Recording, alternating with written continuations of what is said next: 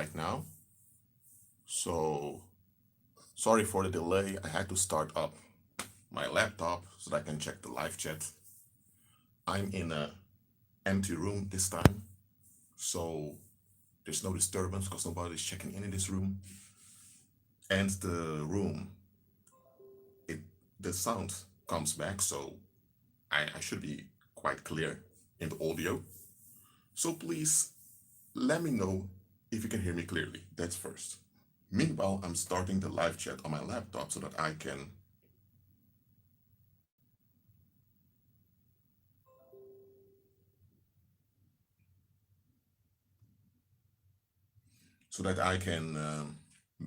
follow what you're all saying.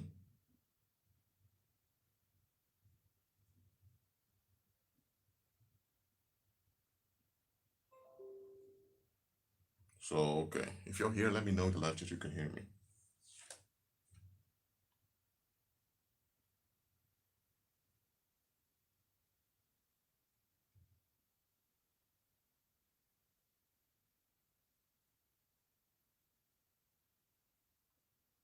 All right.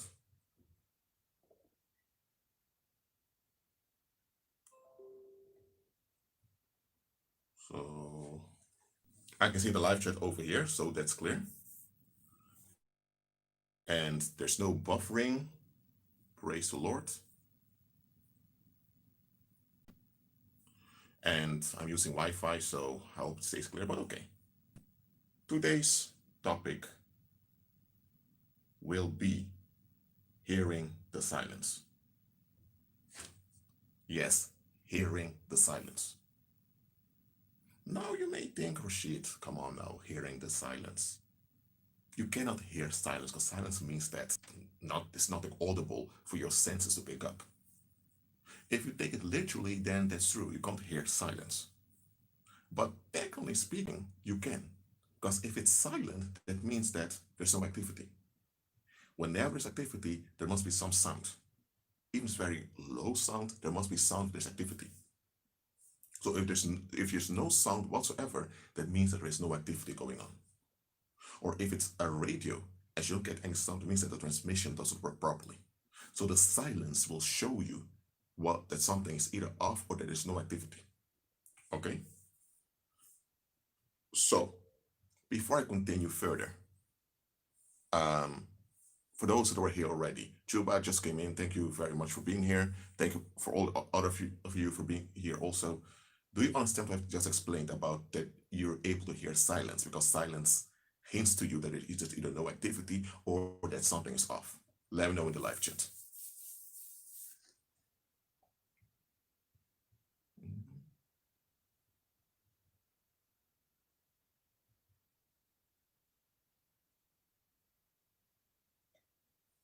So, we know now that silence can be. Why is it important for us to talk about this to begin with? It is because during his lifetime, believers, look, whether you've graduated into sainthood by walking the power already or not, doesn't matter. If you're a believer, this applies to you. During his lifetime, there will be cases where you just need to look beyond the situation for you to realize what goes on. People not always going to tell you flat out what goes on. They won't. But it doesn't mean that you can't figure out what's going on. Okay? So I'm not telling you to come with conspiracy theories, nor to come with suggestions based on no evidence. I'm not telling you to do that. I'm telling you to look beyond what's in front of you. Too often, we don't look beyond what is in front of us. And because we don't look beyond what is in front of us, we are stuck with what is presented to us. And when you're stuck with what's presented to you, whatever is presented to you may destroy you. Let me repeat that. When you're stuck with what's presented to you, what is presented to you may destroy you. Because those that have a grip on what's presented to you, not have a grip on you. Because you go with what's presented to you. So if you only go with what's presented to you, and people have a grip on what's presented to you, then they have a grip indirectly on you. So people that are proud, thinking that They are smart or intelligent because they go off with what's presented to them. They have no idea that they're being controlled by people with a grip on what's presented to them. And that's why mainstream media manipulation is so effective. Because people think that just because they're informed, that means that they are aware of what's going on. And that's how mainstream media steers the masses. So, we should be able to hear the silence. Now, before I continue, let me give you an example, because I'm going to give you examples so you can understand what it is I'm teaching you. Let's say now that you come home from work and you put on the television and you hear that there was this man who was shot. He was shot and killed in the streets. And they tell you the name of the street where it happened. And on television, they just show you the ribbon with crime scene do not cross and some police officers. So it gives you the impression it's a real thing. You don't think much about it. Then a month later, you're delivering a package. And while delivering the package, you enter into a street. And when you're in the street, you notice it's quite crowded. And later, when you're back at home, you realize, hold on a minute, I recognize this street name. And you remember, it's that street where the guy was shot and killed over a month ago. But then, now that you've been into the street, unbeknownst to yourself, you realize, hold on a minute, if this guy was shot and killed in that street, how come nobody heard anything? Because when you were there, you noticed that there were children all over the place, and there were many adults, so there was a crowded street. The houses there, they were occupied with extended families. So then you realize, hold on a minute, if someone was shot and killed in this street, why didn't any of the people that live here come out and speak about it? You go to social media to see what's trending, nobody was speaking about it. And you think, weird. If you're living with your children in a street and someone is gunned down, you would be shocked. You'd be talking about it. Even on social media. The children who go through it, or the teenagers will also talk about it on school. Oh, this happened in my neighborhood, blah, blah, blah. You realize that there is a complete silence about this man that was gunned down in that street. Now, what conclusion will you come to? Let me know in the live chat. I want you guys to tell me what conclusion you would come to if you were that guy that figured this out. Let me know in the live chat. I'll wait for your answers. Okay.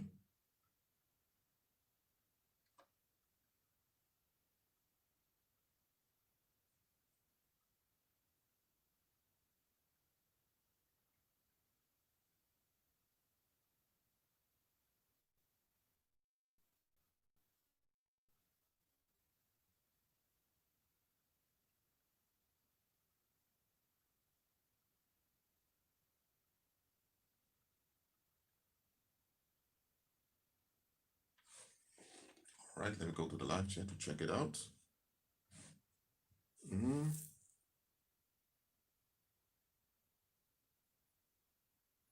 Yes, I have some good answers. Someone says false flag. Someone said, or an elephant in the room, we just don't talk about it. Someone says they were in on it somehow, or it was fake to create fear, either directly or by enabling the perpetrators. I'm proud of you. I'm proud of you all. That means that all those months you've been listening to my live streams, you've learned.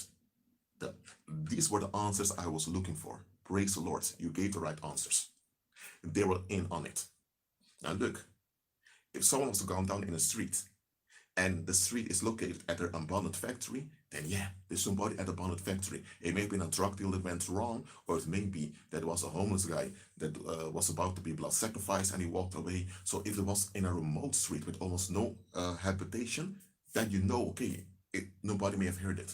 But if it happened in a street that's occupied, it's impossible that it happened and nobody knew about it.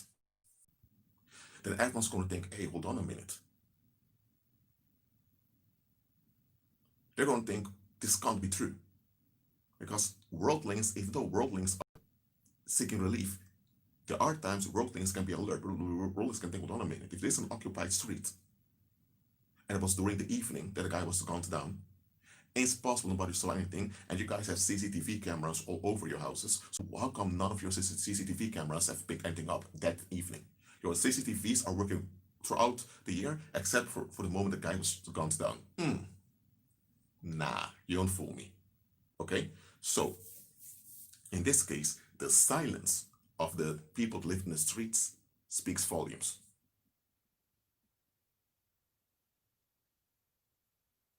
Okay? So now you know, okay, something is up here. And that's how we need to learn to examine circumstances. Too many believers, they operate on a superficial level. They hear the news, or someone's gone down the street, oh, very hard, maybe it was a drug deal, maybe not. Well, the police will do its work, and they just throw it away. They don't check, okay, someone's gone down in the street, how late was he gone down? How was the street look like? I'm going to Google Maps and check the street. Oh, the street looks a bit occupied. That's how believers ought to be. Too many believers operate on a superficial level. And because they operate on a superficial level, they don't see big things coming. So, we must hear the silence. And now, let's look at Joseph, for example. Oh, I'm going to use Joseph as an example here. Joseph was just 17 years old when when his brothers attempted to murder him, but then eventually they sold him into slavery to Egypt. We know that. But hold on a minute. Even Joseph's father, Jacob, turned on Joseph.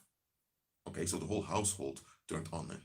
Now ask yourself, where were the wives of Jacob? Because Jacob had multiple wives with whom he had all those children.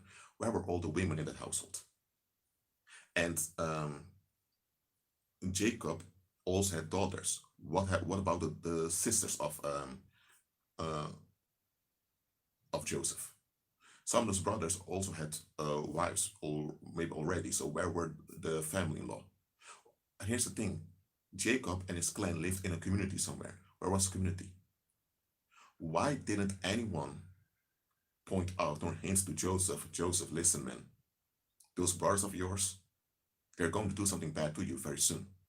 And that father of yours, he's quite incompetent. He didn't deal with the situation properly. Sooner or later, you may be killed or something bad may happen to you. Where were all the people around Joseph when Joseph was endangered?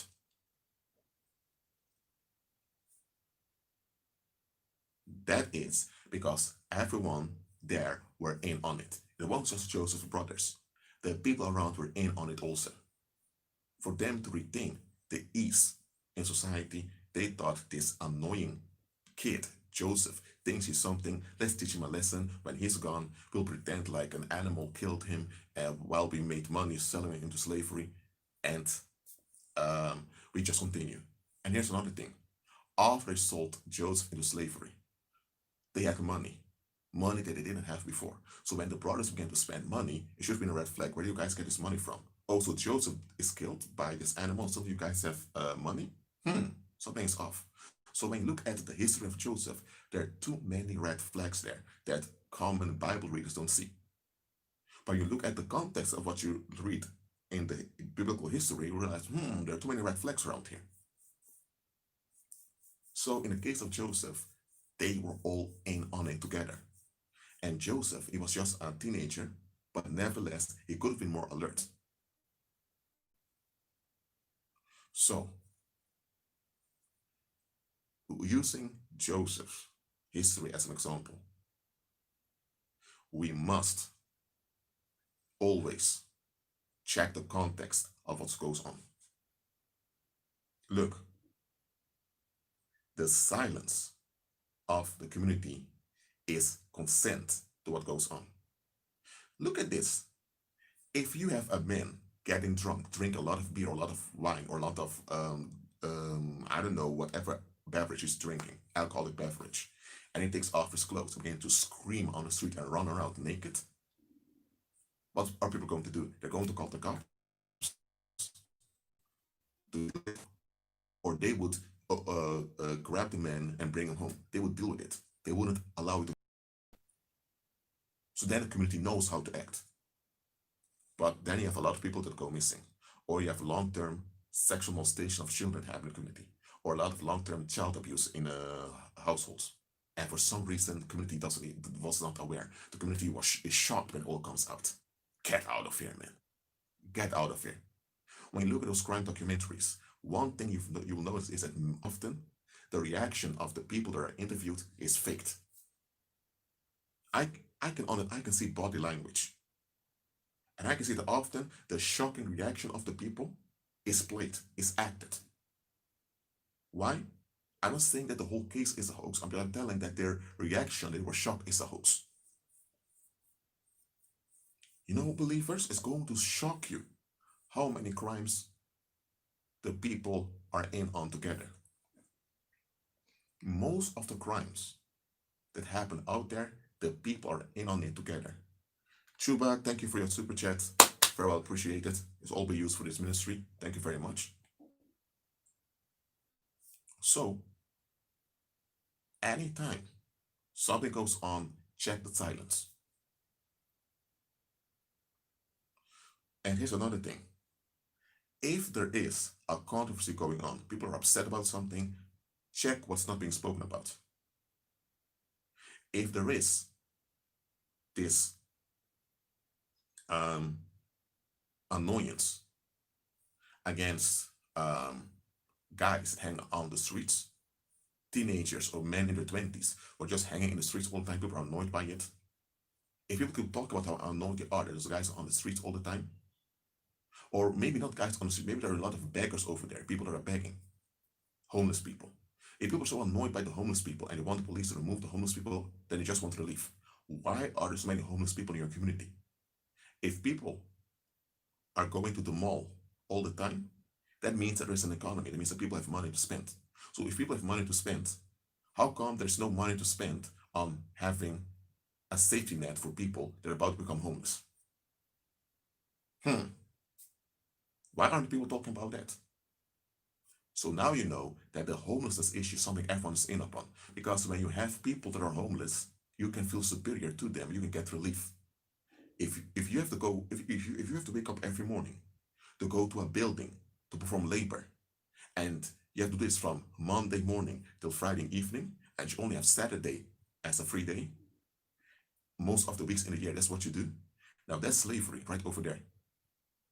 But if you don't want to face the fact during slavery, you need some type of narcissistic relief for you to be okay with the situation of going to work every day from 9 to 5. So then the people think, you know what? We don't want to face the toxic exploitation we're under, so let's have people that we can feel better at. Let's have people below us that we can feel better at by comparing ourselves to them.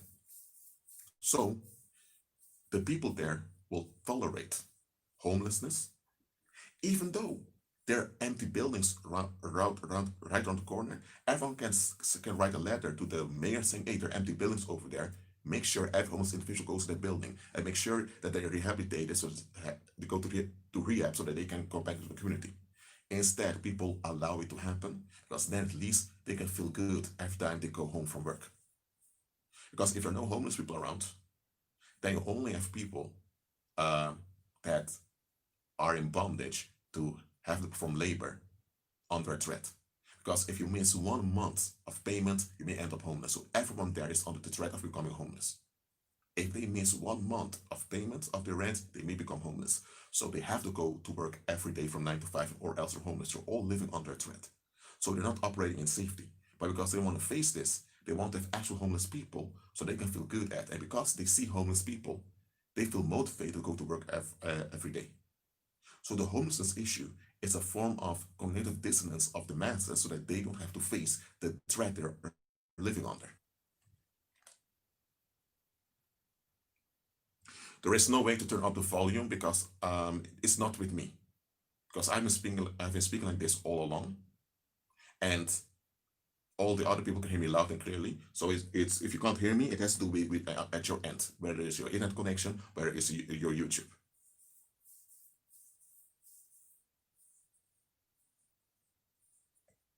and my voice is quite loud in this closed room, so it is not to do with all of that. So what we need to understand as believers is that most crime out there, the people are in on it. That's why it continues. Look, when you go to Thailand, for example, or to Cambodia,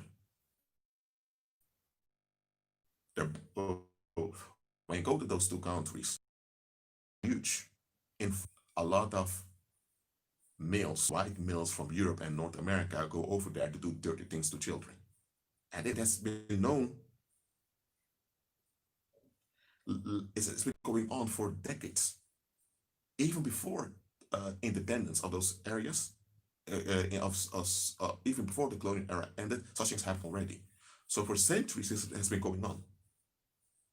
Why is it still going on today?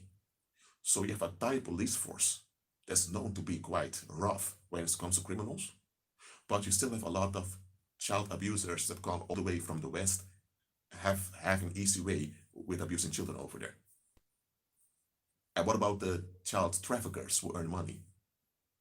Can't the Thai authorities see, oh, this individual has a lot of money, where does the money come from? So hold on a minute. So you have this very strict police force in Thailand that are very hard on criminals, but when it comes to Western pedophiles, for some reason, they can't find them or they often always get away. Nah. And here's the thing. If those pedophiles are just after impoverished communities, there are impoverished communities in the United States. In some black neighborhoods, in some black ghettos, you also have a lot of children walking around. A lot of times the father is not present. So why don't those white pedophiles go over there to do their thing? Oh, they know, because if they come and those black guys in the street see them, even though even though those guys may be walking around with pants lowered, when they see those white pedophiles looking weird at children, they pull up their pants and they beat the crap out of them, and some of them don't survive it. So they know. In those black ghettos over there, don't even think of looking weird at the children over there.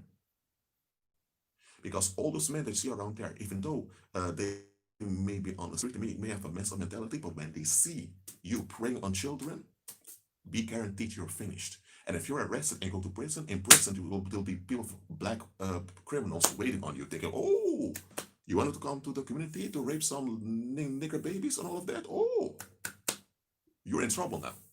So they don't do that.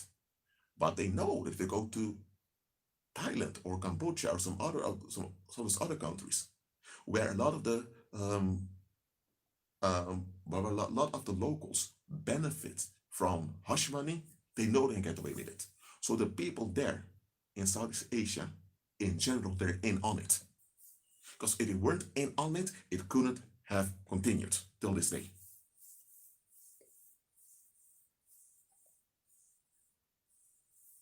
So the reason I'm teaching you this in this live stream, because I want us believers to stop being amazed at things that are way too obvious. We can be amazed or shocked by stuff when things happen. I'm not saying that's unnatural, but some things we shouldn't be shocked nor surprised by, because they're way too obvious.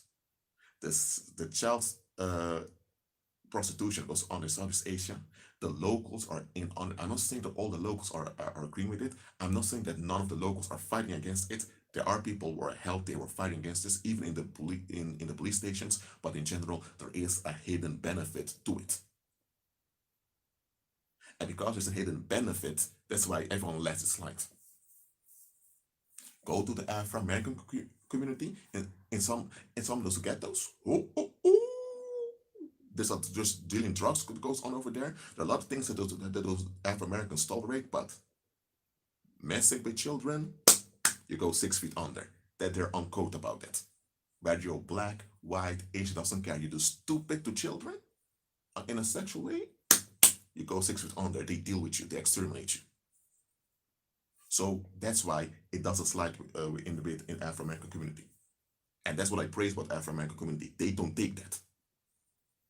Black or not, doesn't matter. Just because you're black doesn't mean you can get away with molesting children. They deal. Honestly, you want to be sexually deal with an adult that's sexually defective, just like you are. You go to children, we finish you off. So, I don't support violence, by the way, but just understand what I mean. I'm glad you are on code about that. So, when something happens, look at the silence. That's something I'm teaching you. Look at the silence. What is not being discussed? Because it's the thing that's not being discussed. That's the thing that really matters.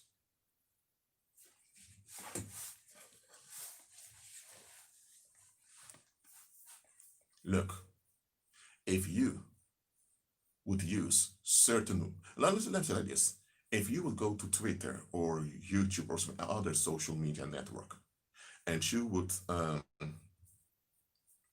or maybe even some radio host, and you begin to use some um, foul language, words like shit, bitch, hoe, talk, pussy, or whatever, use words that they consider foul language, they can cut you off saying we can't allow this on a platform. Okay, so so-called foul language, you guys know how to ban that. How come that there are um, host services out there that are communicating with each other, transporting child pornography every day, and for some reason you can't detect those? You mean to tell them that the CIA and the FBI can even locate where your laptop is or your phone to come and arrest you, but they can't deal with the hundreds of thousands of people involved in the child porn industry? No, no, no, no, no, no, no. Only people who want to remain dumb will believe such a thing. If you are realistic, then you realize that the people are deflecting and denying.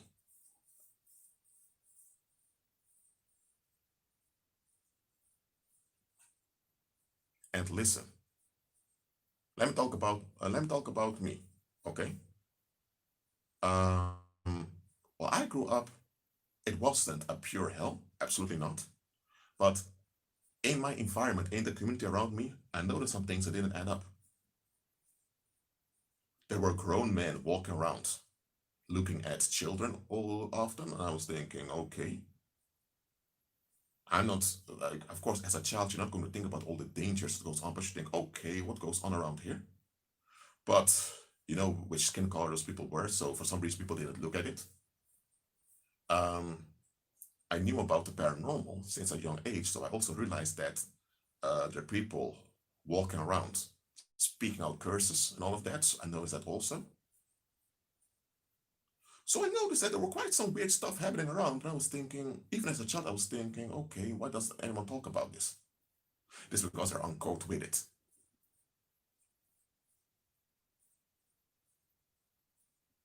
One time when I was like 9 years old, 10 years old, I was at some fields nearby playing around with some kids, and there was this black guy, 14 years old, I think, who threw away the tennis ball of a light-skinned, I'm not sure if it was Dominican or if it was a light-skinned boy. He threw it away. And then the light-skinned boy said, he pointed at me, you're going to give me back my tennis ball. I was looking at him, F you. I ain't doing that. I didn't, why did the black guy start over here, deal with him? 2 weeks later, that guy came out of his house, little boy, trying to beat me up. I was thinking, what? I just walked away. I said, I'm not going to entertain this. I gave a report of it to the school. The school teacher said, I can't do anything about it. But the same boy did it with other children also. And then they realized, okay, we need to do something about it. Oh wait, was it because I was a black kid that you guys didn't do anything about it? And the guy was perpetrator was light-skinned? So when you look, and soon after that, the mother of that boy and the boy left the country. So I know what was going on in the family, but here's the thing. You have a situation that doesn't end up. You mention it and people don't do anything about it. Oh, this is because they were racist and they were on code with black boys or black people being victimized. Or when it began to happen to white children, oh, there, we need something about this light-skinned guy. Oh, this really can't happen. Listen to what I'm saying here, believers. I had my fair share of white supremacist violence that occurs to me. Not 24/7, but it happens. And let me tell you one thing, the folks around it, including people of color who were cowards, who were on code with it.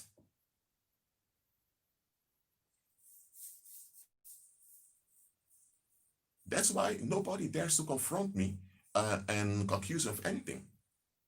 Because I know they're nonsense. I know they're bullshit. And I survived their bullshit, so when I speak up, the reputations are destroyed. And ooh, that's going to cost them in here and now. That's why there's also one reason why I stay away. And besides that, I walk in the power. So the power will deal with them. I don't even have to deal with them. The power deals with them. And they don't want to go there. Listen to what I'm saying here, believers. When people are on code with bad stuff continue to happen without being challenged. It's only when the silent agreement is exposed that people will be forced to do something about it. Look about the Jeffrey Epstein thing. Hey, I'm just mentioning it. This free speech, I can mention it. I'm not mentioning any conspiracy theories over here because it is proven he was involved in a lot of sex scandals involving minors. But look at this. He was even convicted for such a thing earlier. Yet he was able to continue to do it afterwards. This whole Jeffrey Epstein thing continued to happen because folks were on code with it. But when it was about to be exposed, suddenly you had Surviving R. Kelly coming out. I'm not even going into Surviving R. Kelly, there's many inconsistencies with that documentary. One thing being that they're using R. Kelly's songs that R. Kelly has copyright on. You can't use someone's songs that they have copyright on without a permission. So R. Kelly is in on that Surviving R. Kelly documentary. So why would R. Kelly be in on something that's defaming him? It's because he knows it's a distraction. Right over there. So why did he come up with this Surviving R. Kelly thing? It was to hide the Jeffrey Epstein thing that was going on. And Jeffrey Epstein was not the only rich white guy involved or leading such disgusting organizations. There are many more. But because Epstein became too obvious and many of the victims were of European descent, now a lot of European folks began to become upset, and that's why they had to do something about it. If Epstein would have been more cautious with his activity, then it would have continued till this day, and nobody would have cared about it. So in this case, they turned against one of their own friends just to protect themselves. That's how they do it in the world. In the world, if you're on code with society, society is cool with you, but the moment that they're facing consequences, they want to escape, they may even turn on you, one of their best friends, just so that they can escape. That's how worldly people are in general. There are worldly people that are loyal, but that's rare. In general, worldly people are only loyal to you when it benefits them.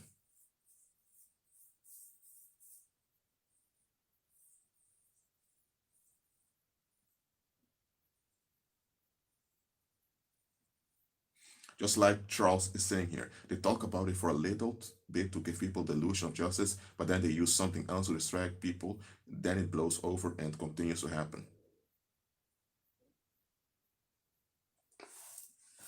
Look, why is it important for us to just admit that most of the violence on the earth is agreed upon by the masses? Because the moment you realize this, you'll be more at peace. Because if you don't realize this, if it doesn't get through to you, you will think that it's just the elite at the top that worships Satan, that oppress the masses, and the masses are the billions of victims just having no choice but to put up with it. Then you'll see the masses, which means that you'll see society as a victim. When you really look at the facts, realize, hold on a minute, yes, we do have a satanic cabal at the top. That's true. Whether you call them the Illuminati or the powers that be or whatever label you give them, just don't give them fancy label because they don't earn it.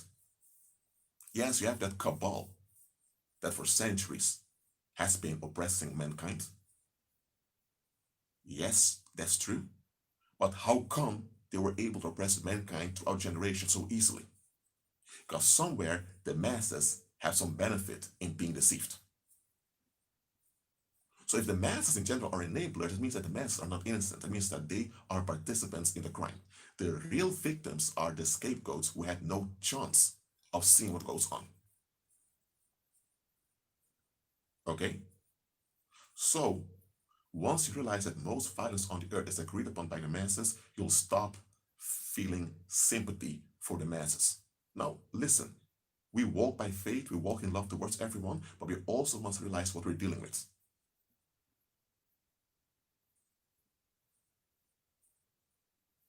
Mhm. Why is it that so many people are trapped in a lot of deception? It is because they see society as a victim. As long as you see society as a victim, you'll feel sympathy for society, and now you want to do something about the harm done to society. That's why a lot of people decide to become police officers. That's why a lot of people join the military. That's why a lot of people join the big courthouses. A lot of people join organizations that they wouldn't join if they knew the truth of what was going on.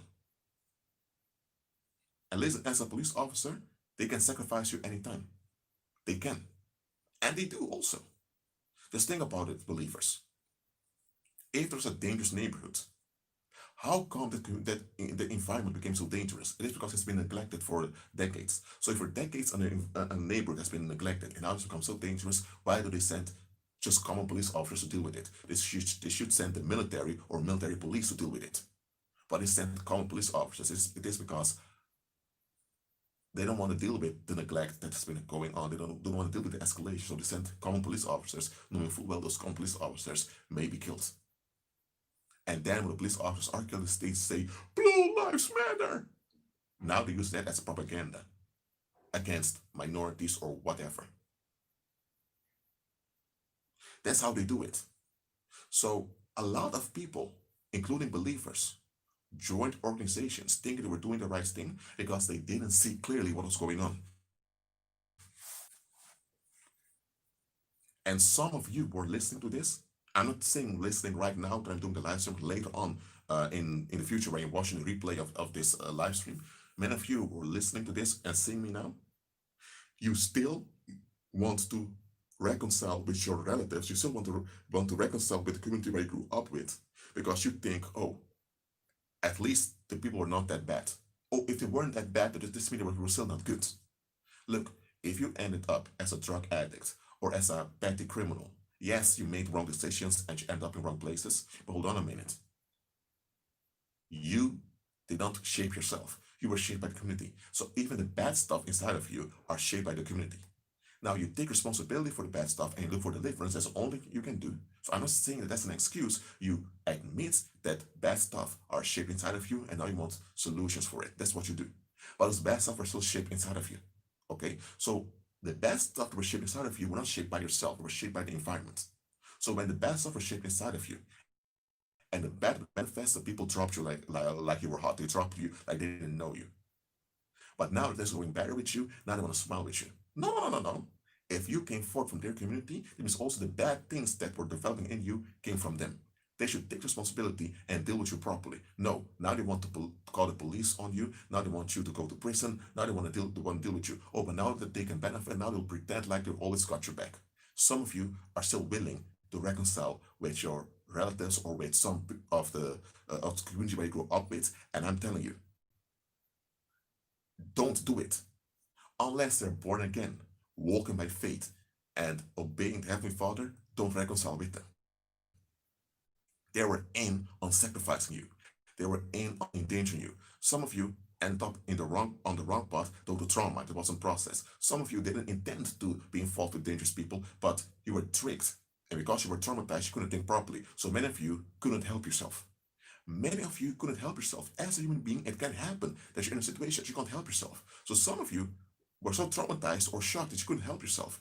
But the community allowed predators to take advantage of you when you couldn't help yourself. So when you ended up in wrong situations, it was community that out and allowed the predators to have their way. And now that you survived it, now they're embarrassed that they allowed bad stuff to happen to you. So now they want to do extra kind just so that they don't have to face themselves. See through the nonsense, believers. Just because you take responsibility for your part doesn't mean others can excuse their part. If you take responsibility for one solution, then others will take responsibility for their neglect and for their enablement. Period. There are For example, in Portugal right now, if you are a drug addict, they arrest you, but they put you in a health program for you to recover. They're not going to send you to prison. They're not going to give you a record. They're going to help you because a drug addiction is a disease and they force you to look for a solution. And once you are clean, they help you to get a job. But then you have places like the United States where you're a drug addict and they find you with drugs, they put you behind bars for a long time. And when you get out, they don't care about you.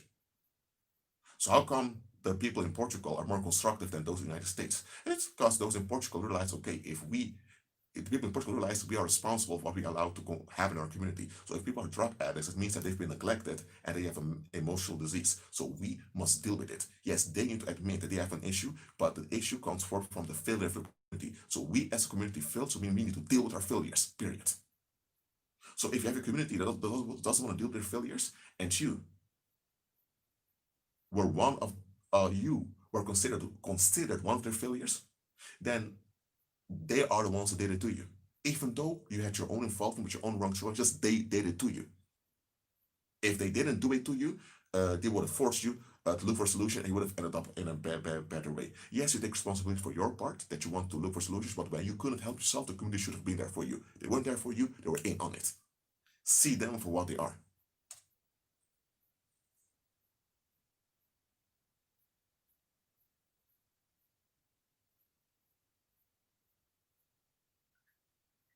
Just like with Lazarus, they'll pay for your funeral, but they won't pay to support you. Mhm.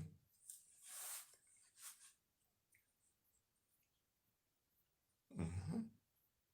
So, understand, believers, whenever God delivers you, you can't go back.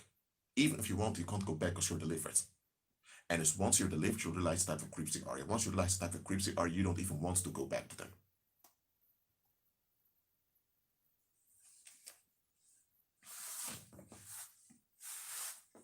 Look, that is why I don't participate in political debates nor political discussions, because I know very well that at the end of the day, nobody wants to face the fact that they as a community are wrong.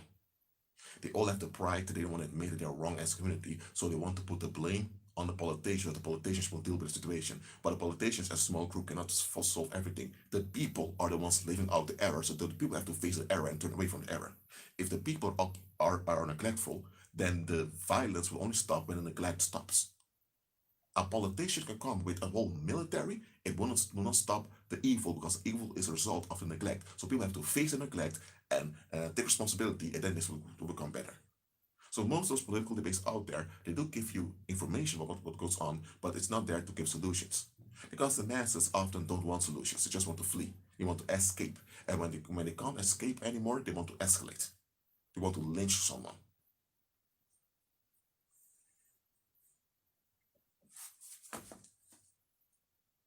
And you know what?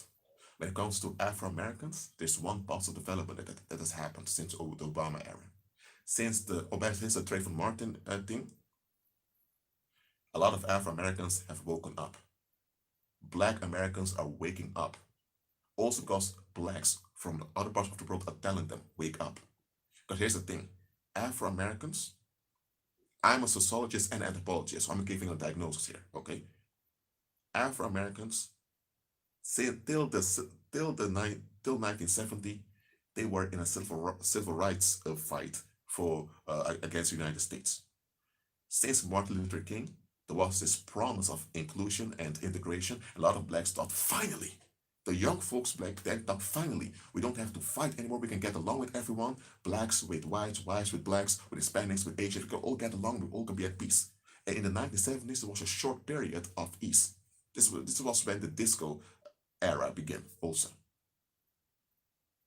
But soon, near the end, during the beginning of the 1990s, those same young people at the end of the 1960s were rejoicing, yes, integration realized, integration is happening. But by this time, they've they've raised their children in this integration thinking.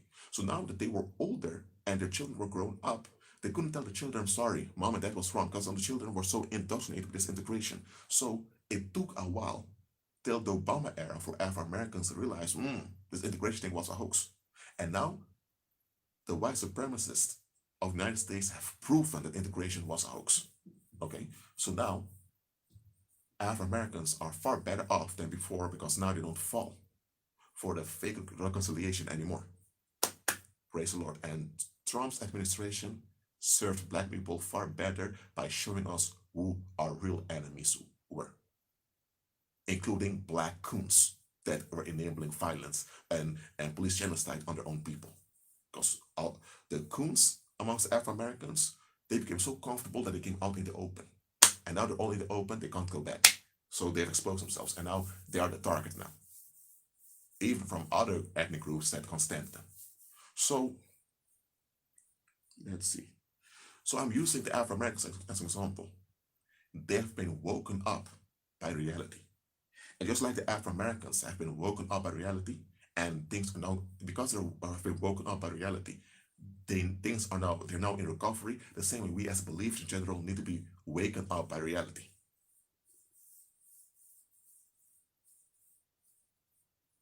For example, many Afro-Americans used to praise Martin Luther King, because Martin Luther King was talked about his dream. I have a dream, very famous, and Martin Luther King did speak out against white supremacy, and he did do something about it. But when he came with a dream, how did he think to achieve that dream? He was talking about non-violence. Okay, non-violence, but you need some power to deal with the violence of those reprobates. Because if you don't use violence as a way to get relief from their violence, and I'm not supporting violence, but if you would use violence to go against their violence, at least it would be some relief. Some little bit of safety would have been there for temporarily. But you don't tell them you tell them don't use violence, but you don't tell them to rely on Christ and to walk in the power, at resurrection power of Christ. And Martin Luther King was a preacher. So how come he was a preacher and he didn't tell them about the resurrection power of Christ? So you tell them don't use violence, that's worldly, but you don't tell them either to use the power. So you're actually telling them be good victims, be polite victims, let them have their way with you, then they are at ease and everyone can live their lives. That's what Martin Luther King has shaped us into. Okay, and here's another thing. Mahatma Gandhi was racist, man. The way he talked about black folks, whoa. But they won't talk about that in high school, but Gandhi was a racist, okay? Just like many people in South Asia. But what happened? I just found out from some archives, some picture of Martin Luther King meeting with Gandhi. And I'm thinking, what? Are you kidding me? You want to go on a picture together with this guy who thinks very low of your own people? Okay, but they use Martin Luther King to make black folks easy victims, so others will have to face themselves. And now the damage that happens of that is being reversed. And a lot of folks are upset with this. That's why you had the storming of the Capitol and much of the white supremacists going off now because they can't dump freely on blacks anymore. Now they need to face themselves, and this will go on in their communities.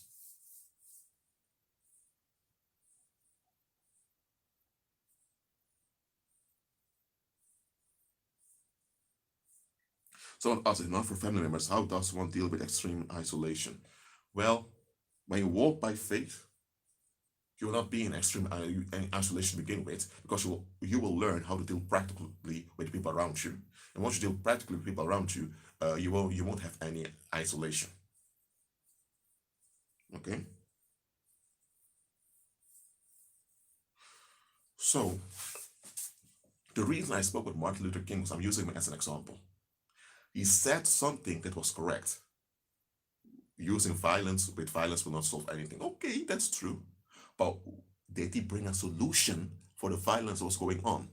Did he even hint them to a better outcome?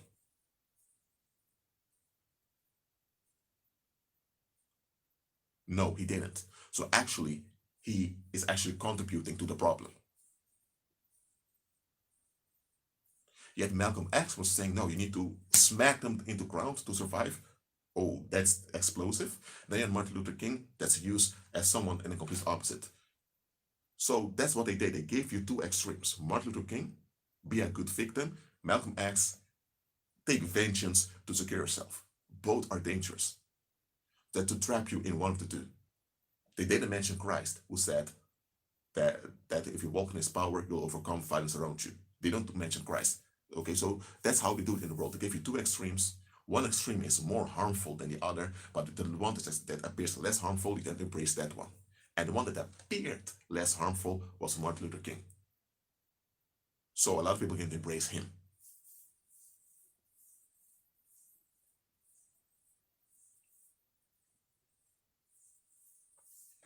So that explains the situation in the United States now and in the Western world. So we as believers, we should learn from what happened to Afro Americans because it's like an analog for us as believers in general. This world is never going to be on code with Heavenly Father. They will not. This world will never allow you to be free and safe from their blackmail. So as long as we're in this world, we will deal with worldlings. That's it. We will deal with them, but we cannot be yoked with them. And we need to be focused and be on code to walk in the power of the Holy Spirit. That's why when believers come to my channel with doubtful questions, I block them. Or when they come with suggestions towards false teachings, they're gone. I'm on code with Heavenly Father. We need to walk in the power, period. And the moment we are on code as believers, that we don't tolerate doubt, nor nonsensical teachings, you'll see how worldwide believers will take charge of the world's affairs. And here's the thing, the earth is the Lord's and the fullness thereof, and believers are the heirs of the earth. So this is our home where we live, believers. So in our home, we must be on code that our home should be filled with life and abundance. And that those who persist in being a horse of Satan must be contained so that they can destroy themselves. That's what we need to be on code about.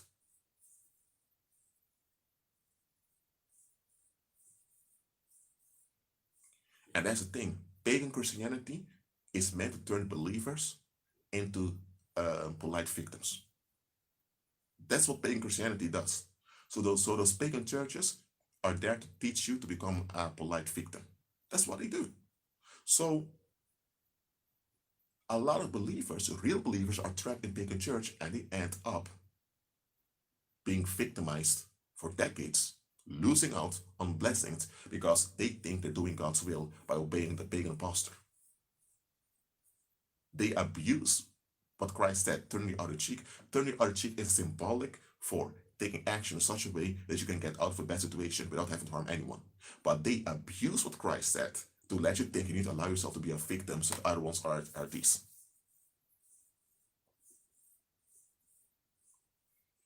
Pagan Christianity is the best deception of demons ever. There's no better deception you can come up with than pagan Christianity. Pagan Christianity is what the paranormal has relied on since Emperor Constantine. Because there was a point in human history that believers took over the affairs of the world and the pagan power structure was finished. So the pagan power structure had to pretend to be Christian just to continue. And that's how it's doing till this day. So the world system, with all its blood sacrifice and all its pedophilia, all its filth can only continue with the consent of real believers. And you get believers real consent, you get the consent of real believers by tricking us into pagan Christianity.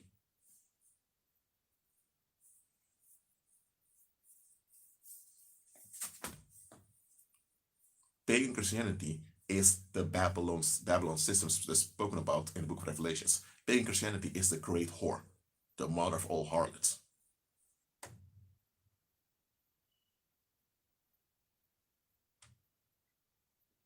Yes, Chuba, that's right. The Catholic system, which is pagan Christianity, that's the whole purpose.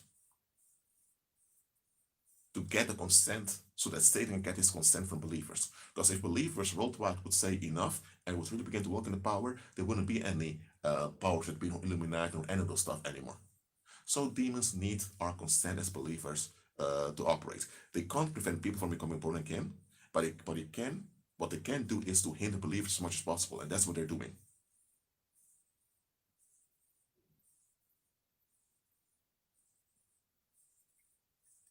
Ada said, we live in a white supremacist pagan matrix and people are awakening. The dry bones of Israel is living and standing on its feet, just like in the prophecy to Ezekiel. Just like in the prophecy to Ezekiel, I believe in Ezekiel chapter 37, it's about the scattered tribes of Israel being restored in glory like a big army for the Lord. That's what's going on right now.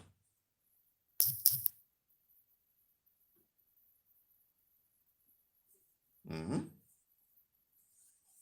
So, I began this live stream saying we need to listen to the silence. And that's what we do as believers. And realize, I'm going to say it one more time because this needs to get through to you. Most of the violence that happens on the earth, whether it's domestic violence between husband and wife or against children, or against the elderly, or whether it's political violence, where they oppress minorities, or whether it's religious violence or spiritual violence, most violence on the earth, the masses are on code with it. They're in on it together. So the moment you realize this, you'll be free from the blackmail of society. You'll be free from the false promises and deceptions of the world the moment you realize that most of the world is in on their own victimization.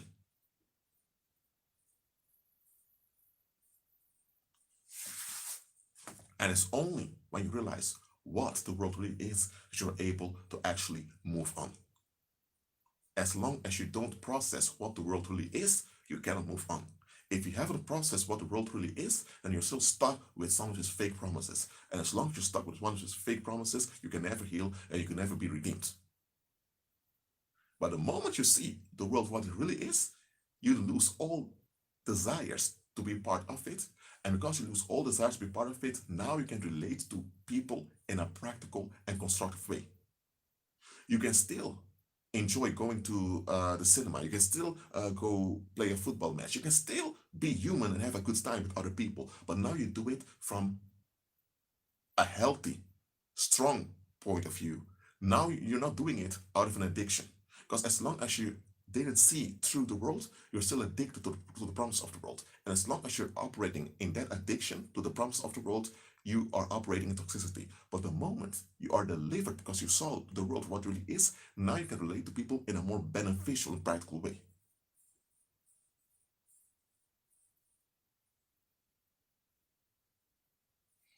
Before we act, listen to silence indeed. Pay attention to what's not being mentioned.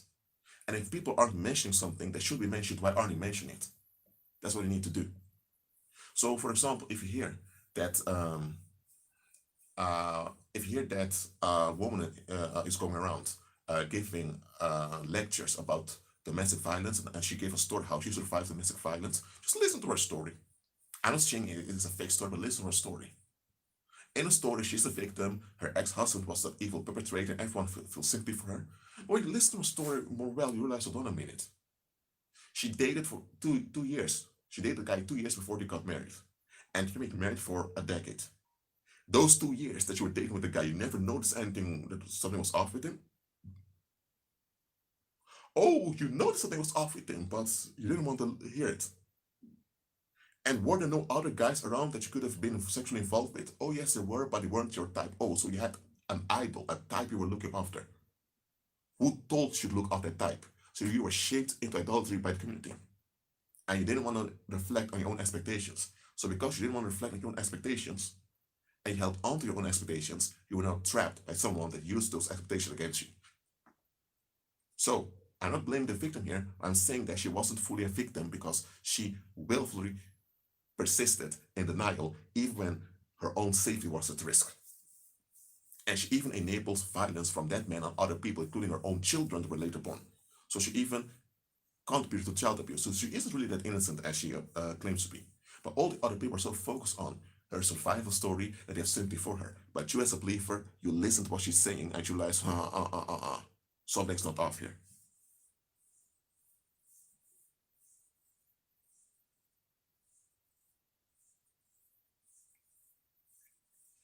That's how we need to do as believers. Listen to the silence. When you learn to do this, you'll be far ahead.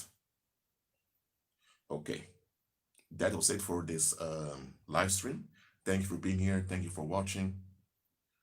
Keep on agreeing with Christ, believers, and listen to the silence.